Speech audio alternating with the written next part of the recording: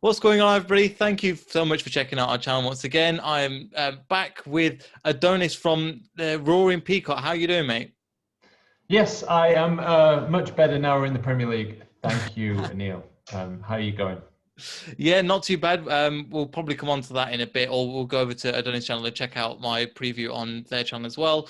But just over to the Leeds game. So it's been a while. Everybody's been talking about it since you've been back in the Premier League. Just wanted to get your thoughts a little bit on how Leeds are coping with an empty stadium, and B, the difference between an empty stadium in the Championship and an empty stadium in the Premiership. Has that made a big difference? Well, wait. On this pod, is there swearing or? We try and keep it PG. Okay. Well, we're so when we win, Yeah. we're a very, very lovely set of fans, and when we're losing, we're not very nice at all. Let's put it that way. There is a song, but yeah, I won't say the actual words. Fair enough. So the tension in Ellen Road can reach sort of hyperplectic levels, and I really do think that has a negative effect on our team at times, or it can do, especially when we're trying to break teams down, and which I assume that will be the case against you guys on Monday. So I actually think it's been quite freeing, especially for somebody like Patrick Bamford, who who had a lot of problems when there were crowds, and the crowd, certain sections of them would certainly get on his back, and you can see kind of what Bielsa's love has done for Bamford's confidence now, just putting the ball in the top corner with ease. Which is So good. yes, it's undoubtedly bad for us as fans. We want to be there, obviously, but for the players, I think it's having a positive effect. That's great to hear. Did you know that's the first fan we've actually heard that's actually had that opinion. Most of us just like we can't wait to get back. Obviously, the Premier League is different. We had a similar thing with Kelechi Iheanacho. So obviously he'll be our second striker. We don't know if Vardy will play, but it's an interesting thing how we got the manager backing him, and then his confidence grew up, and it's amazing to see like a player like Bamford or Nacho how when they're given the run and the confidence, it just makes absolute wonders for them, as you're finding out with Bamford at the moment. Yeah, 100%. I saw some stats on Kelechi Iheanacho that he had some of the highest stats for key passes, and yeah, I think he could work well as a 10 for you guys, even though the number 10 is a bit of a dying art in football these days. But that's good to hear that Vardy might miss out. That's making me a little bit happier. Yeah, we'll definitely talk a lot more about that on your show, just to get back, but because there's definitely a few players, and we've definitely got an injury crisis at the moment, which is not good to see. So just kind of on that, with Leeds obviously playing at your ground, who are we going to look out for? Obviously, people like Calvin Phillips with his England call-up, and Bamford as well. But is it more of the squad that's playing really well, or is it individual players that we've got to look out for? It's the system that you should be worried about. So if you look at the promoted teams who have done particularly well over the Premier League era, it has been teams that have a unique style. So teams that have offer something different, basically, a different challenge for Premier League teams to deal with. And Wolves did it. Sheffield United did it. They're the kind of two more noteworthy examples of recent seasons. But now you're going to have to deal with Bielsa's system, and there's a reason why Pep Guardiola and a whole spectrum of managers, including Brendan Rodgers, this week, have cited him as one of their role models. And if you look at the way Leeds play, so we man mark all the way through the team, apart from Bamford. So he's the only one who's kind of zonally pressing. Everybody else is man for man. and you also have one over at the back. So that's generally like the second centre back or Phillips, or it just depends where the other team is and what position they're in. So we press each man all over the pitch. We're the fittest team in the league. We run further than every other team in the league. We tackle more than every other team in the league, and that is the issue. So your players, whoever they are, wherever they are on the pitch, they're going to be pressed. They're going to not have as much time on the ball, and that's the issue you got to deal with. Fair enough. That sounds definitely difficult on our end. Would you say that Leeds are a more, as you're saying, they're pressing man for man and stuff. Would you say they're quite a physical team? Because that's one thing I think Leicester are lacking, especially with the front and the midfield. We're not the strongest team and physically present. You look at players like Vardy and Maddison. They're great technical players, but physicality-wise, they're probably not the best. Yeah, even our very slight, very short players do have some physical presence, and I think that's just down to the strict training regime that we have, and the amount of just tackles that we make all the time. So we do tend to win those one-on-one battles all over the pitch. The only times when we necessarily haven't or have been challenged in that way, as far as I can see, is when we've given other teams too much respect. So we did that against Liverpool, and we did that against Man City. But as if you analyse those games, after a certain point, we stopped respecting them and we just started playing our game. And yeah, that's going to be one of the issues you're going to have to deal with. Definitely. Interesting. That's an interesting point. So do you think for the most part you'll have most of the possession, or you'll want to try and play out? Because I think Leicester, we still at our core, Brendan Rodgers, we've kind of tried to move away from the 4-4-2 counter-attacking team that won us the league, and we've tried to move them players on.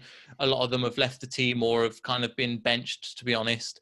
So do you think it will be an opportunity to play at us and try and take us on, or would you want to give us the ball and want us to attack? Bielsa's philosophy is attacking in the small spaces and defending in the large spaces. So what that means is we play essentially like Man City. So it's possession based, but it's attacking, constantly attacking. It's possession based, but it's not passing sideways and backwards the whole time and waiting for 88 minutes until you get the perfect opportunity. No, it's constant attacking. Switches of play constantly, little triangles, little inverted triangles and little diamonds, players running the whole time.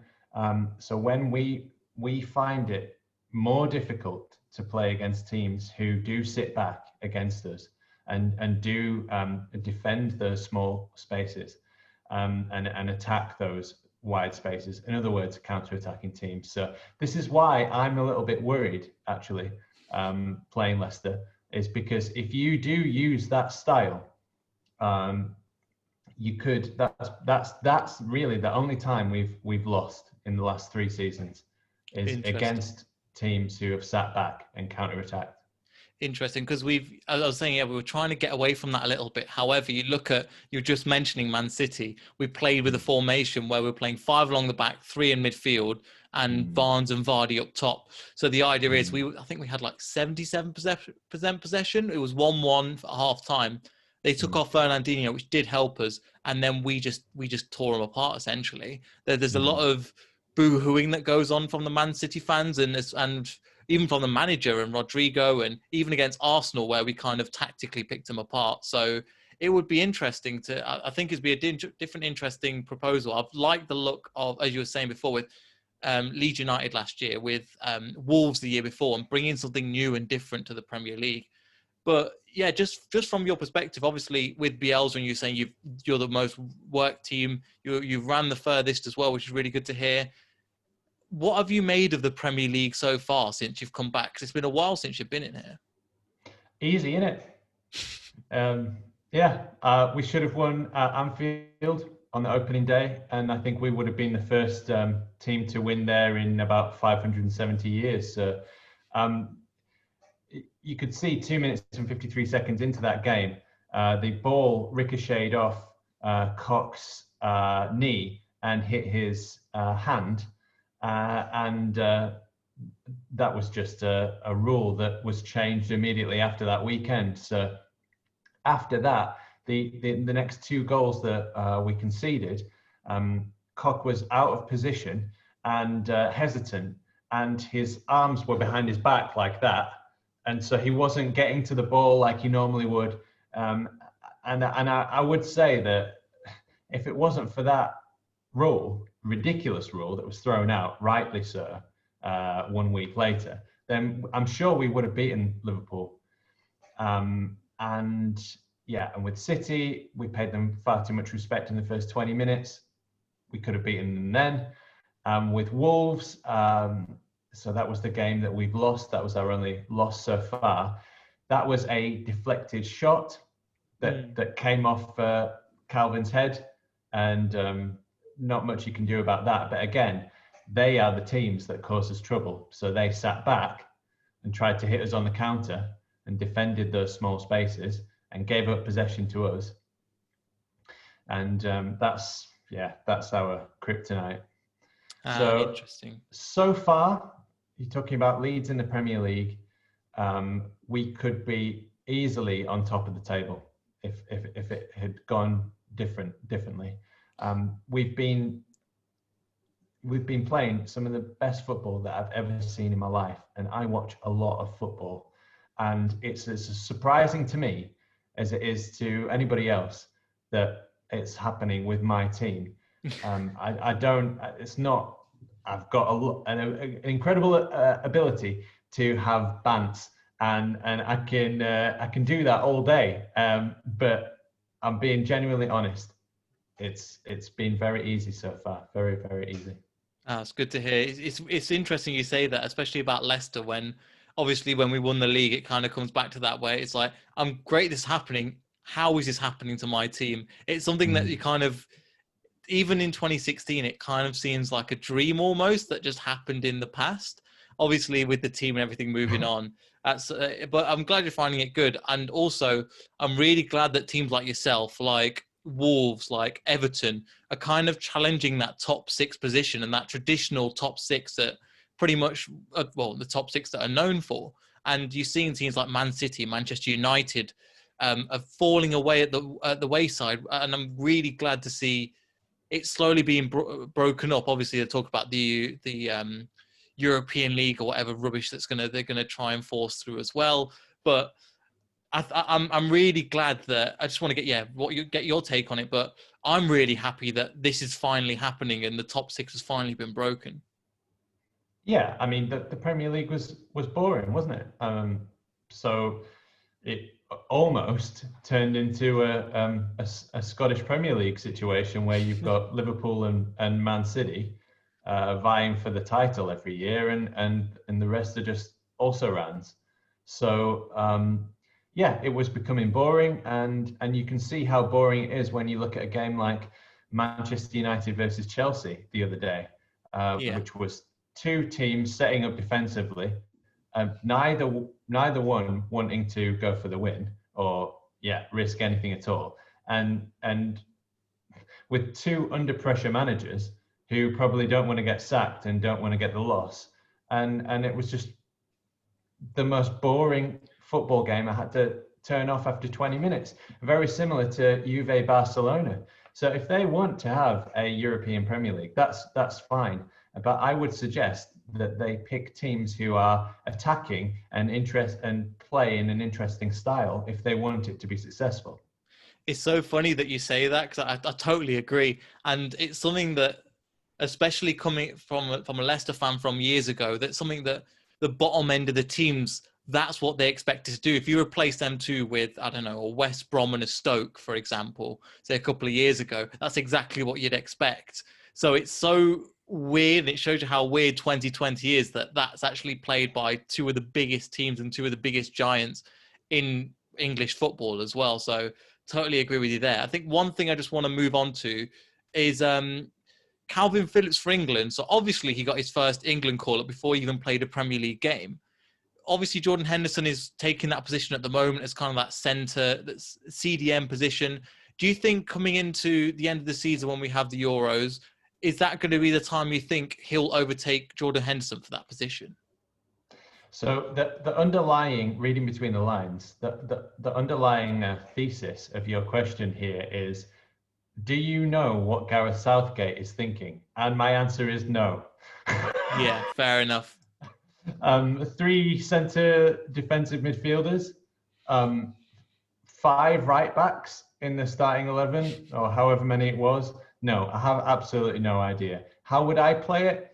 I would play 4-1-4-1. So I would play exactly the same style that Bielsa plays, and I would play Calvin Phillips in that holding defensive midfielder role. Do I think Jordan Henderson is better than Calvin Phillips? I'm not sure. He was the Football Writers Player of the Season last year, but I don't know how he got that because Kevin De Bruyne was immaculate. And I think he just got it in the same way that, was it Modric won the Ballon d'Or a couple of years ago after the World Cup, taking Croatia to the, and it was just kind of like a sympathy vote, like, oh, he's, he's a bit underrated and he's a nice chap, let's give it to him, sort of sympathetic thing. So, pat on the head kind of thing. Yeah, a little bit. Yeah, sympathy vote. Like, I don't know. Rice, Dyer, and Phillips and Henderson all in the same starting lineup. Who else was it? Walker, Trippier, Trent. I don't know what Southgate's doing. I've given up watching England football for a bit. I just don't find it that interesting. And I should be watching because I've got, obviously, with Harvey Barnes coming into the squad. But from watching it, there's nothing that's interesting about it. There's nothing that I'm really like passionate about actually going out and going, right, I really want to watch this team. Maybe that would be a little bit hypocritical or whatever, but I don't get that passion or desire like I do with my own personal club. Yeah, no, not at all. Not at all. It's boring. It's completely boring. It could be interesting. It could be exciting, but Southgate, he's lost the plot. He did okay at the World Cup. I mean, tactically losing to Belgium so that we could have an easier run to the final was good, and winning on penalties, like clenched against Colombia. I mean, that was a massive relief, and it scared away some demons from my past, 96 and all of that. But you can't say we particularly played well, and the whole thing was, we should be smashing teams like Colombia. We should, what I mean? Like, we've got resources, we've got the players, and we always have. And we always end up with these weird managers who, I don't overthink it, maybe. Capello and all that. The side Capello had, we should have won 2 or 3 World Cups and European Championships. So, no, it's not for me. I don't like it. They need to change. They need to sack him. They need to get somebody in who doesn't want to play 7 right backs in a conga line on the right hand side. Going, we all play right back. Da, da, da, da, da, da. It's ridiculous. It's not football anymore. It's a joke. And then play 4, as you're saying, 4 CDMs as kind of a. Don't worry, we'll get a draw out of this one. It just doesn't. And as you were saying, like, especially if you look at the positions that England are strong, it's all going forward. You look at the centre-back pairings, obviously Maguire's having an absolute mare. And again, we're just laughing at the Man United fans for paying 80 million for him. And we were really happy to take that money. You look at right back and left back, yes, sure, you've got Chilwell and Alexander-Arnold, and they're good players. However, they're all thinking about going forward. Nobody goes, Ben Chilwell and Alexander-Arnold are amazing because they're defenders. No, it's all about going forward. So my mentality is just go for it. Win games 5-4. If you're going to have to sacrifice, at least it makes it interesting. When you've got players like Rashford, Sancho, Sterling, Kane, you're looking at even Ings to a certain extent. You're looking at a great squad. So I agree. I'm not too sure what Southgate is thinking, but You're probably quite glad though that you're getting somebody from Leeds finally in the team, because when we had that with Vardy first time, that was just such a big moment for us. Yeah, well, just speaking about Vardy very quickly, if you're going to play defensive and on the counter attack, I don't understand why you don't play Vardy. He's the best counter attacking striker, and maybe he's retired now, but he didn't play him when he was available in the World Cup, so that frustrated me enormously. Phillips, yes, when he got called up, when he got recognised, now that we have been recognised, now that we're not in the Championship and there's this whole stigma of, oh, but you're just a Championship team, you know, yes, it's good. I like it, but what happened was watching England is horrible, and when Calvin came back, he had a dead leg. He was in bad physical shape. You know, it's almost like we needed the Men in Black The pen, you immortalizer know, thing. to Yeah. destroy his memory, basically. And I like the idea of him being recognised. I don't like the England setup at the moment. I think it's a fairly toxic environment. It is a weird environment, especially throwing two 18-year-olds under the bus, and don't agree with the way Southgate. And anyway, yeah, that's everything else. But I'm really appreciate you coming on. Adonis, where can the people find you? Okay, yes. So the majority of your listeners will be Leicester City fans. So I'm I'm guessing you don't want to follow me, but if you do, I'm at the Adelites, and we make at the Adelites on Twitter, and we also make a Leeds United podcast called the Roaring Peacock, where we do go off script a lot. We swear a lot. We're very naughty, and we talk about how much we hate the Tories and so on like this. So it's not just about football either. So if you want to hear three lads basically chatting rubbish like they would in the pub, then check us out. Brilliant, especially with the pubs looking to be shut soon. So that'll definitely make sure I'll leave a link in the description for that one. So yeah, Dennis, thank you for coming on. So make sure to like, subscribe to our channel, and we'll see you all in the next video. So goodbye. Bye-bye.